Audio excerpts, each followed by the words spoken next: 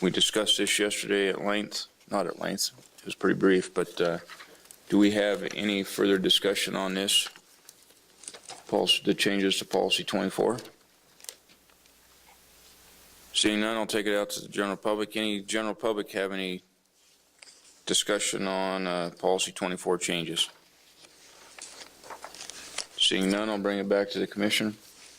Commissioner Rain? In my 2 seconds out of the way, Mr. Chairman. I approve the additions to the chart. Those are reasonable. The black bear and the antelope additions. I still think that having heard, not actually been a portion of, a lot about what came into that hunting opportunity formula, that we should leave it alone, that it's not a detriment to the residents of the state of Nevada, to allow 11 or 12% non-resident success as long tags to go to them, as long as we meet those levels.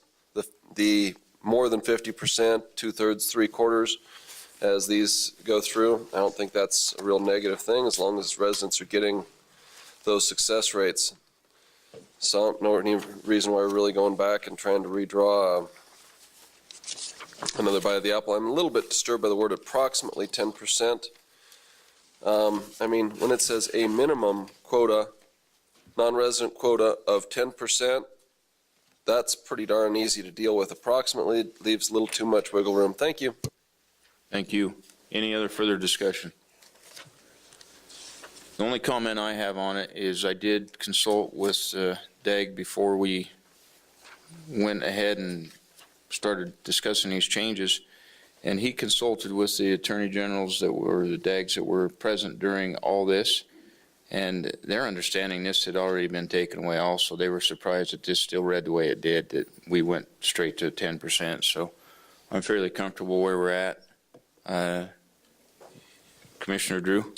Yeah, I'd move to approve the department's mock-up, which includes addition of the black bear hunt to the table, as well as antelope horns longer for resident and non-resident muzzleloader, and the new language under hunting opportunity formula, which would read, the commission will establish a goal of a minimum non-resident quota of approximately 10%. Second. We have a motion and a second. Any further discussion?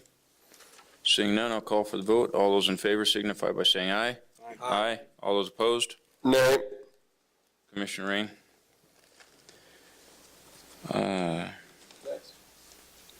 Commission item number 20, commission regulation adoption for possible action. Public comment will be allowed.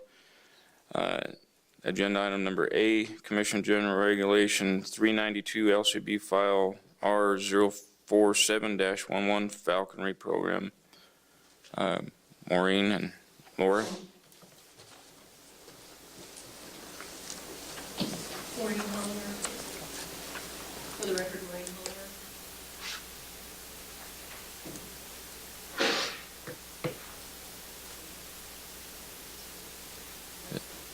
Your mic's not working.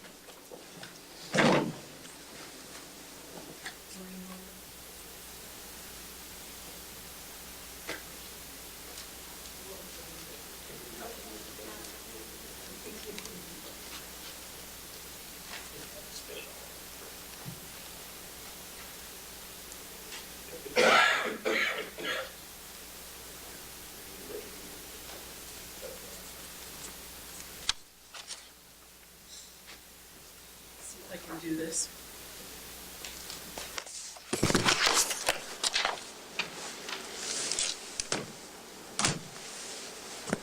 Okay, for the record, Maureen Hullinger, Nevada Department of Wildlife License Office. Yesterday we workshopped CGR 392 R04711 for falconry. Today I'm just going to go over the changes that we discussed yesterday, and I'll start with just naming the sections so you can follow along. The first one was in section 5. Commissioner McNinch brought up a question in regards to using the word and or at the end of subsection A. Talked to Dag Newton. He said the words are interchangeable. I think and is a little stronger, so we can make the change or not make the change.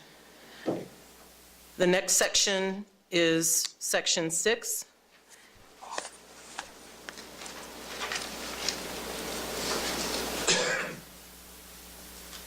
Where in subsection 3, we added the language, I'll just read the whole section so you can see it. A falconry licensee shall not hack a raptor at a location from which the raptor is likely to disturb, kill, or otherwise harm any species of wildlife that has been classified as protected. And then we added the language, and further classified as threatened or endangered by the Commission, or as a threatened or endangered by the United States Fish and Wildlife Service. The next section would be in section 9.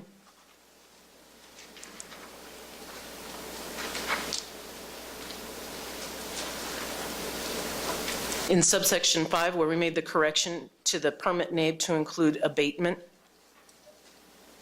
so that it lists it correctly, because that's the U.S. Fish and Wildlife Service permit to have the proper name.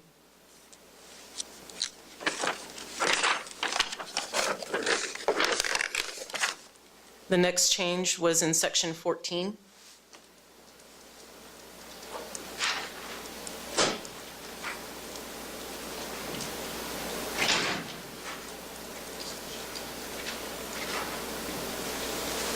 Subsection 1, subsection, and then section 1, subsection C. There's a couple changes there. And where it says, if we read the whole section, it says, if a falconry licensee acquires, transfers, intentionally releases, or loses a raptor that is not recovered within 30 days, rebans a raptor, and plants a microchip into a raptor pursuant to section 12 or 13 of this regulation, or possesses a raptor and the raptor dies or is stolen, or the falconry licensee shall report the acquisition, transfer, release, loss, rebanding, and then we're going to remove the word implantation and replace it with microchip information, because in the CFR, that is how it reads. It says you're going to submit the microchip information. Then it goes on to say death or theft, and then we're going to remove department on Form 3-186A and to the United States, excuse me, let me say that again. We're going to remove department on Form 3-186A and the word and to, and then continue with the U.S. Fish and Wildlife Service on its internet website, and then insert back in and provide a copy of the Form 3-186A to the department. Further on down, and then we insert the word microchip again down by implantation. We leave the word implantation there because it's an action. In other words, it's the microchip being implanted. Okay, so.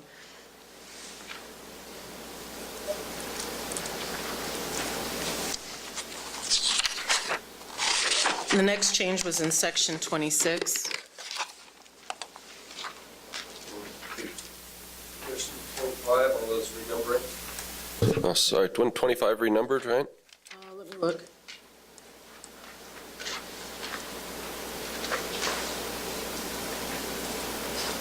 Or was that red, not? That wasn't one of the changes I discussed yesterday. That was provided in the original language. What I went over yesterday was in green. So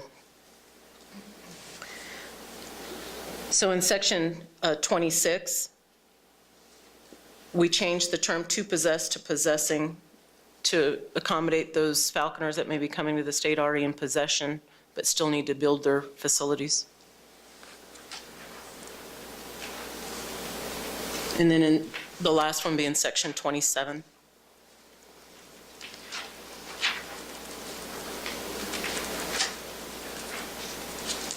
This is one that oops, that was strange. That was up there, okay, I scrolled in too fast. This is one I found last night, and it was to make the language consistent with the earlier change that we've discussed. If you read it, it says, when practicing falconry on game species, a falconry licensee shall comply with the provisions of Title 44 of NRS and all regulations of the Commission.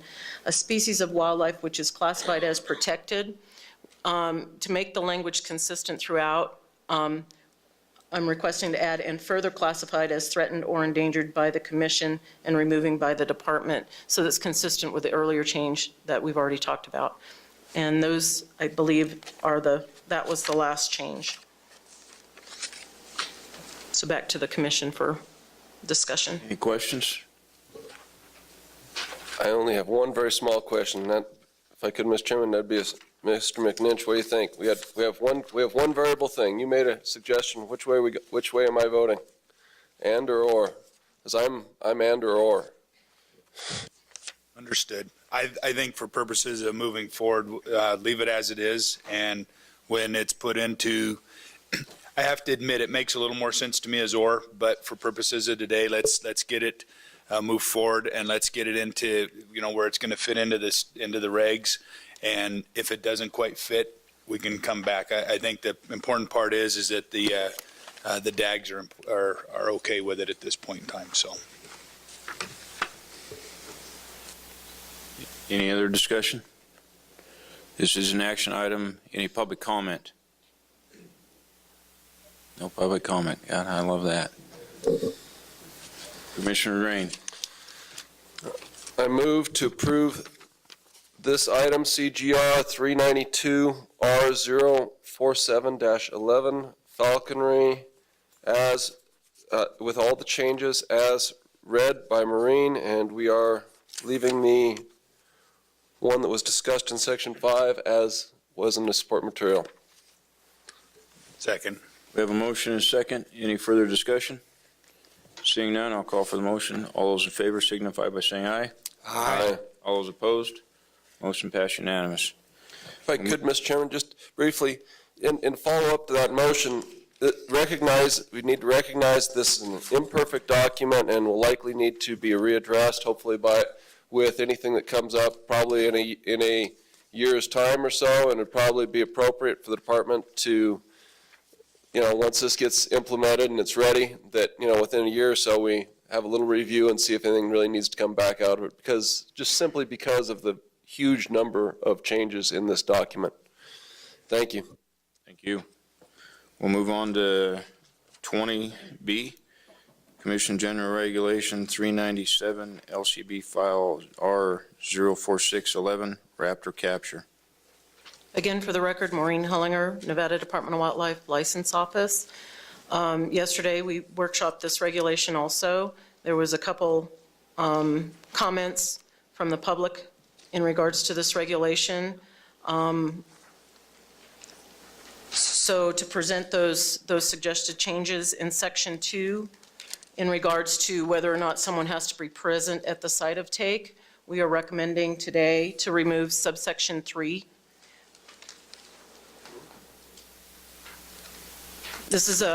We discussed this yesterday evening because there was a language presented that would have been reworking it a little too much, I think, for LCB to consider. It was too much work. Too much change without having to start the 30-day clock again. And I had concerns with that, with our calendar, but I thought that just the concern really was not having someone at the site.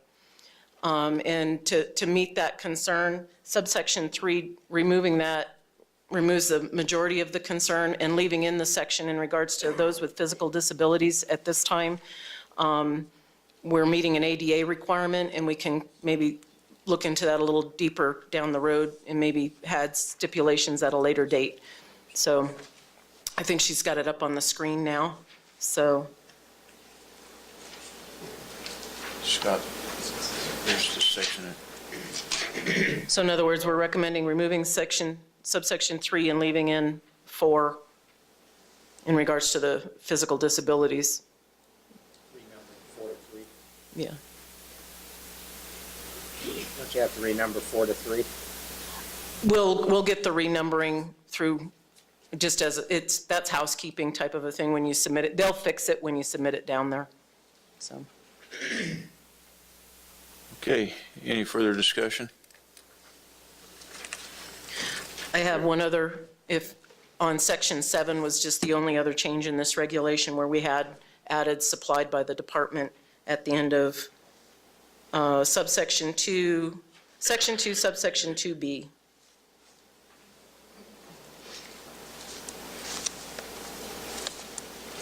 Right. Are all the changes clear, and any further discussion by the commission? Seeing none, I'll take it out to the public. Come on up.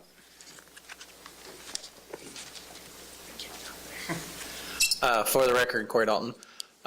We just wanted to thank Laura and Maureen and Robb and everybody else in their department that worked on these documents with us, because this is a lot of work and a lot of time and a lot of effort and a lot of discussions and coming to happy mediums. And I think this is, I wish this happened a lot more with a lot of topics that you guys go through. I don't want your jobs ever.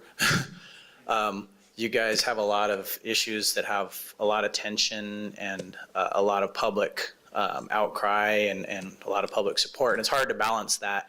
And I was just happy that our group was able to work with their group in a pretty happy medium environment for literally 4 years. And we're now out the other side and all sides are happy. And I just want to thank everybody that was involved for everything they did. So thanks. Thank you for your time also. Any other public comment? Seeing none, I'll bring it back to the commission. Laura? Just for the record, Laura Richards, Wildlife Diversity Chief. I also really want to thank Corey Dalton, Frank Ely, and Richard Smolin and their wives for all the effort they put into this. They also helped us develop a new section of the Falconry exam, which all the new licensees will have to take in order to be permitted. So great work to them. We really appreciate all their hard work. Thank you. Commissioner Drew? I'd just echo that. I thank everyone for making our job a little easier on this one, because I know you guys put a lot of work in that's not going to get maybe recognized the way it should, but thank you guys for taking the time and effort to work together on this. Okay, any further commission discussion? Commissioner Rain. Move to approve LCB file number R046-11, CGR 397 Raptor capture, as with the changes as read by Maureen. Second. We have a motion by Commissioner Rain, second by Commissioner McNinch. Any further discussion on the motion? Seeing none, I'll call for the motion. All those in favor signify by saying aye. Aye. All those opposed? Motion passed unanimous.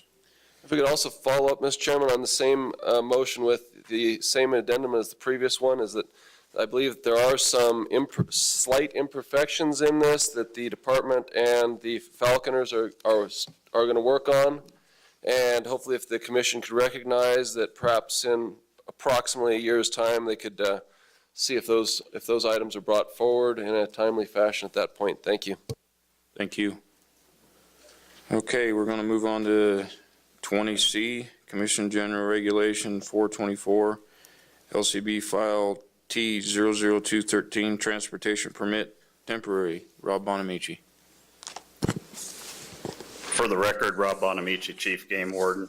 Yesterday we had discussion with regards to CGR 424 in the workshop, and I will go over the proposed changes to that language.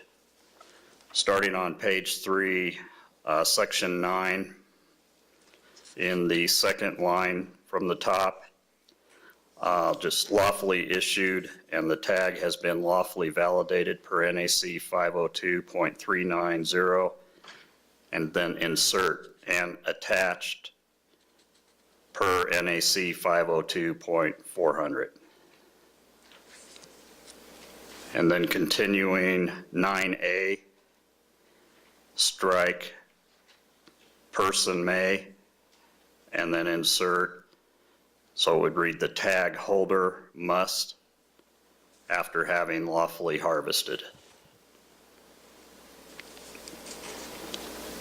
And then wherever you see DMV, we'll change that to driver's license or identification.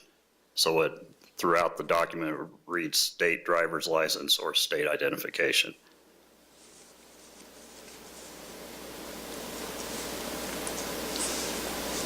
And then on 9D, typographical error, after all signatures are acquired, the tag, instead of hold, it would be holder. retains that portion. And 9E, the transportation permit must stay attached to the tag until the wildlife is transported to its destination, is how that one would read. And then what is currently 9G goes to 9F. And that one would read, the transportation permit cannot be filled out until the wildlife is harvested and possession of the harvested wildlife is transferred from the tag holder to the transporter. And then we would strike 9I in totality. Any questions? Commissioner Rain? Thank you, Mr. Chairman. I believe we had one more was discussed yesterday, and that was under 9A, the one that's a little I there, that should be 1, that should be a 1. And then also we had talked about striking is a juvenile who, so that that first portion of that sentence read, if the tag holder does not have a state issued. We discussed that some as well. That is correct. I had that on mine. I just forgot it. So Excellent. it is here. My fault. Okay, so when we end up making a motion, that would be included into your reading, right? Reading of Correct. this? It would Okay. read 9A1 if the tag holder does not have a state issued driver's license or identification.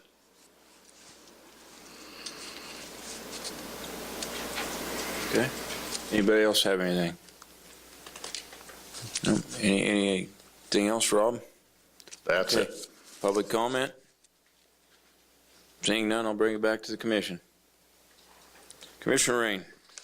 Move to approve LCB file T-002-13, Commission General Regulation 424, as read and reread by Mr. Bonamici. Second. I have a motion by Commissioner Rain, second by Commissioner McNinch. Any further discussion? Just a quick comment. Quick comment? Just Okay. like the last time, just to thank you to Darren Elmore and staff for working together on this and being proactive and bringing something to us that I think was a good product. So same as last item. Thanks. Thank you. Any further questions or comments? I'll call for the vote. All those in favor signify by saying aye. Aye. All those opposed? Motion passed unanimous. Moving on to agenda item number D, Commission General Regulation 425, LCB file T003-13, Transportation Demerit Points, temporary. For the record, Robb Bonamici, Chief Game Warden, CGR 425 is in reference to demerit points, specifically with regards to the transportation regulation that was just adopted.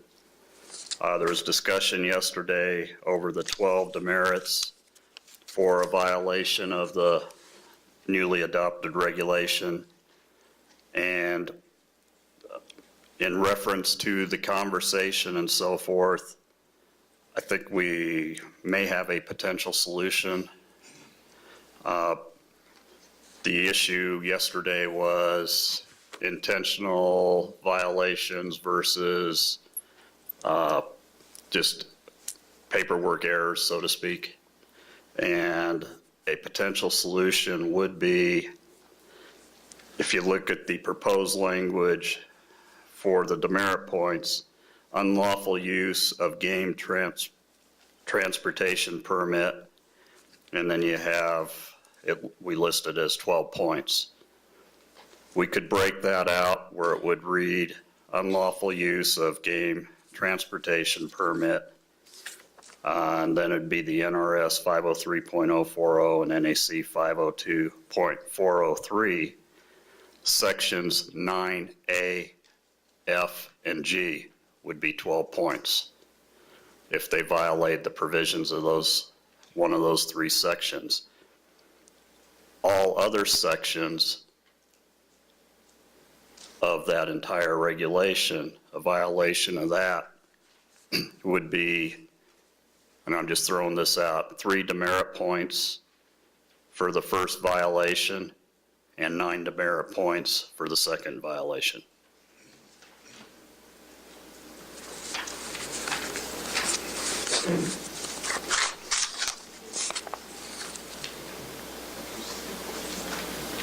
Any questions? Commissioner Rain? I mean, I'm looking at, that's probably not terrible, but I would think that if we're saying 12 for sections 9A, F, and G, it would seem logical to just leave the rest alone, because the rest alone are covered under the 3-point rule, which those are all the egregious one, I believe. If I'm trying to flip right back. Could you briefly go over, Rob, 9A, F, and G are the ones that, can you kind of go over the why on that, please? Okay, 9A, what we're looking at is for the individuals that have the tags in possession and filled out, partially filled out whatsoever prior to killing an animal. So 9A currently reads, as it's adopted, the tag holder must, after having lawfully harvested their animal, and in the company of a witness and transporter, sign, date, write the time of transfer, his or her state driver's license or identification number, and destination of wildlife on both portions of the wildlife transportation permit, the tag holder's portion and the transporter's portion. The tag holder's signature is attesting to the transfer of the game animal under perjury of law. And then 9F reads, the transportation permit cannot be filled out until the animal is harvested and possession of the harvested wildlife is transferred from the tag holder to the transporter. And then 9G reads, the transportation permit on the tag can only be used in conjunction with the tagged animal. It cannot be used for transporting other wildlife. Because when I look at that now, I mean, especially after read it, F and G seem, very much along with what you're going with, but A could very well be just clerical errors possibly involved in A, where F and G clearly are more deliberate, egregious. I don't know. So I'm kind of struggling with where to go on that.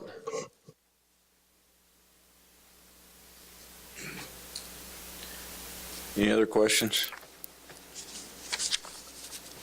Seeing none, I'll take it out to public comment.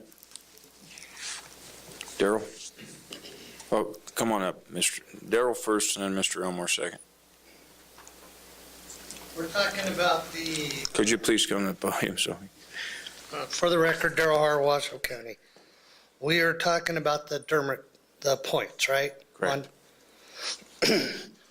Also, that's on here that I didn't hear Rob Mini, the new one is they had a 6 points if you didn't hit a trap in your allotted time. That's also on this document.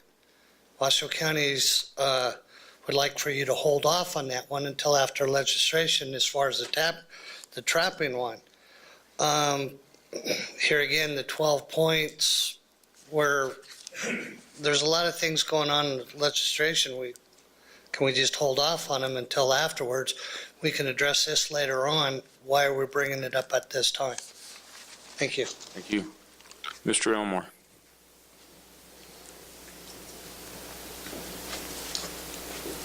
For the record, Darren Elmore, I would just like to thank NDOW and particularly Rob Bonamici and Christy Knight and clearly identifying the issue here. And I think making pretty easy work of getting where we need to be. I do agree that the dichotomy here of splitting the demerits for clerical versus, a clear and egregious action is smart. I think it's good for the sportsman if it works for law enforcement. And the only other thing I would ask is that law enforcement be aware that this is a first-year deal, temporary, hopefully going to be a permanent regulation, and that the wardens are understanding that, this is a change after a long time period, and that, education in the first year or two is going to be really important in the field and in their interaction with sportsmen. Thank you. Thank you. Mr. Reed? John Reed, representing myself. Never having had a demerit, I don't know what this means. Would it be possible to include in here what happens when you get a certain number of demerits? I'm sure it's written down someplace, but why isn't it on this document? It'd be a lot easier to follow that. Thanks. Anybody else? Seeing none, I'll bring it back to the commission. Commissioner Drew? Just a quick point of order. Are we handling this portion separately from the trapping portion? Are we considering it all together? I think For the record, Robb Bonamici, my intent based on yesterday's conversation was that the trapping portion was going to be held over until May or June meeting. But I was just gathering that from the conversations that took place yesterday. My inclination, to be honest, is to table both items until either May or June, just so we have time to see it in writing. Everyone has a chance to digest it, the cabs see it again. I don't think it's going to push us too far back if we go in May to have it done before the season starts. So just for the sake of everyone being clear on what the potential demerits are and having the cabs see what changes we've discussed here, I think that's what I would be most comfortable with. And it could help out in a discussion if we did have a mock-up of what the tag stock will look like and what literature will be in hunt books, so we know what the public's dealing with also. As well as a discussion of what the consequences of demerits. Correct. Commissioner McNinch? Okay, along those lines, my question was going to be, I don't think it hurts too much, but what does that do since the tag stock's already been ordered? Does that affect anything there? I don't imagine that it does, but I'm going to ask the question anyway. For the record, Robb Bonamici, with regards to the demerit one, we can't print anything in the regulation brochure regards to demerits because it'll be beyond the time the regulation brochure is published. So we'll have to remain silent on the demerit issue. We can address the transportation regulation, but not the demerit regulation in the brochure. With regards to what the demerit points mean and so forth, we could go over that, but that's not covered in regulation. That's in statute. Once you reach 12 demerit points, you're revoked. So that's in NRS, not in regulation. But we could go over that if the commission would like at the next meeting. My thought on not having the demerits published in the brochure, I don't think any wildlife violator, before he violates a wildlife law, reads the brochure to see what demerits are associated with what activity he's participating in. So I think it's inconsequential at that point. Actually, they do call me, and we receive phone calls. If I go and poach a deer and I'm revoked, am I also revoked in Colorado? Because I like to hunt there. Had that exact question. Or I'm going to Idaho, and if I get caught poaching there, will that affect my Nevada license? So when you receive those phone calls, it makes you kind of go,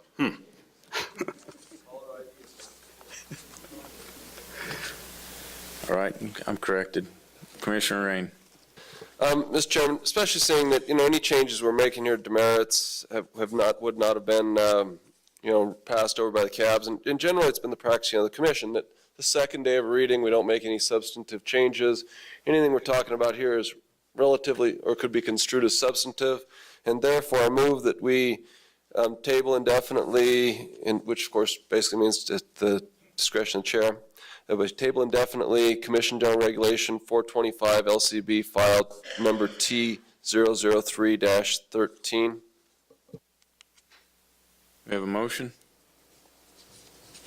I'll second it for discussion. We have a motion and a second. Any further discussion on the motion? The only thing I would offer to Commissioner Raines, possibly as a friendly amendment, is direction to staff to split this out between kind of the clerical errors that Robb has described and knowingly or conspiring to use a transportation permit in a manner that's in some degree criminal. And then also in regards to the trap demerit, I would like to see some sort of clarification, and maybe it's just in discussion, in terms of what constitutes a trap versus multiple traps or a trap line, and how that would work with the demerit, and also with the 96-hour, if maybe we could make that more broad in case that for some reason changes down the road, we don't have to come back and update this again. Those would be my only two comments. Yeah, I don't see any problem with that as part of the motion. It makes a really long motion, though. And it may not have to be part of the motion. I mean, Rob. Maybe that's kind of general direction that we could put. We suspend this item, and we also need to, we definitely needs to be redone, so that's why we're spending, right? So it's all right, we can just suspend it for now, and Yeah, I'm fine with the original motion and with that added direction. I think we're perfect. good. Okay, any further discussion? Any public comment on that? Seeing none, I'll bring it back to the commission. Commissioner Macbeth? No, I'm ready to vote. Oh. Okay, all in favor of the motion signify by saying aye. Aye. All those opposed? Motion passed unanimous. We're moving on to 20E, Commission General Regulation 426, LCB File T00413, Desert Tortoise Temporary. Laura Richards. Mr. Chairman, members of the commission, Laura Richards, Chief of Wildlife Diversity Division. We presented the background on this CGR 426 yesterday. It's a temporary regulation. We will have to come back to the commission probably in the September meeting, which is, I believe, down in Las Vegas for a permanent regulation. But I'd be glad to answer any questions that you have about the regulation. Any questions? Seeing none, this is action item. I'll take it out to the public. Any public comment on this? Seeing none, I'll bring it back to the commission. Commissioner Rain? Just for the record, we're showing that there's still too many desert tortoises in Clark County. Thank you. We'll be voting no on the motion. Mr. Chairman, I'd make a motion to approve LCB file number T004-13, CGR 426 as presented by the department. Second. We have a motion by Commissioner McNitch, second by Commissioner Macbeth. Any further discussion? Seeing none, I'll call for the vote. All those in favor signify by saying aye. Aye. Aye. All those opposed? No. Commissioner Rain. Okay, moving on to agenda item 21, reports informational. Wild horse update, Chief of Habitat Elmer Bull. I know Elmer's not here, but the Public Lands Committee meeting did have an extensive presentation, and maybe Mr. Drew could help us out with some wild horse updates that he heard at the Public Lands Committee meeting. Oh, Steve? Oh, I'm sorry. You don't look like Elmer, so. Well, I didn't. He's just a little taller. Yeah. I'll just wait a moment while Katie's passing out some spreadsheets for your enjoyment.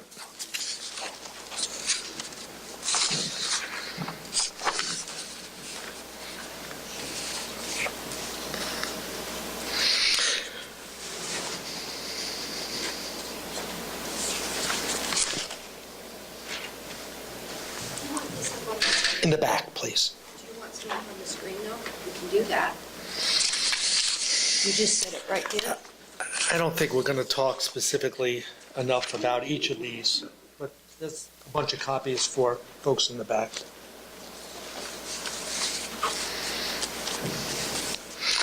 Good afternoon. My name is Steve Siegel. I'm the Habitat Staff Specialist, and I'm going to talk a bit about wild horses and burros. At the request of Commissioner Macbeth, I've put together a couple of spreadsheets on the status of wild horses in the state. They are split between those on lands managed by the Bureau of Land Management and those managed by the U.S. Forest Service. In looking at these tables, you'll see the items in yellow are those either herd management areas or territories, as they're called on Forest Service lands, that are over the appropriate management level. In other words, the agencies have gone out and they've identified how many animals can be out within a specific area and not cause damage to the range, have the range managed in an ecologically thriving manner. You'll see that a majority of these are over the appropriate management levels, both for the Forest Service and the BLM.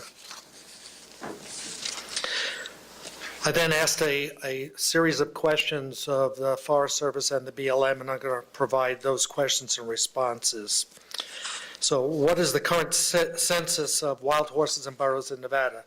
So based upon a March 2012, which was their end of the year status for 2011, the Nevada BLM estimates a population between 20 and 22,000 wild horses and burros on the public lands.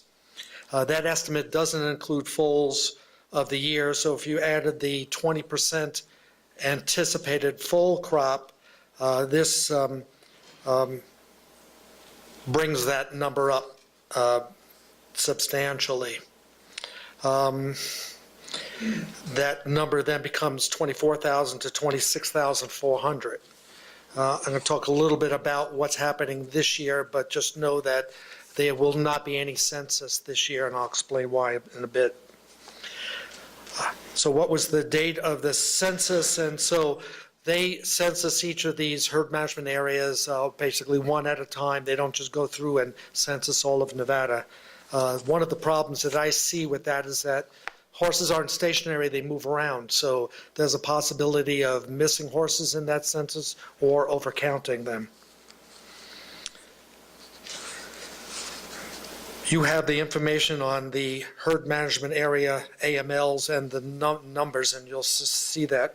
One of the items that I've also included in here is that since the census, there had been a few gathers, and so those herd management areas that are kind of in that lavender color, they have been gathered in the last year, and although their numbers should be a bit reduced, some of those gathers did not gather below AML.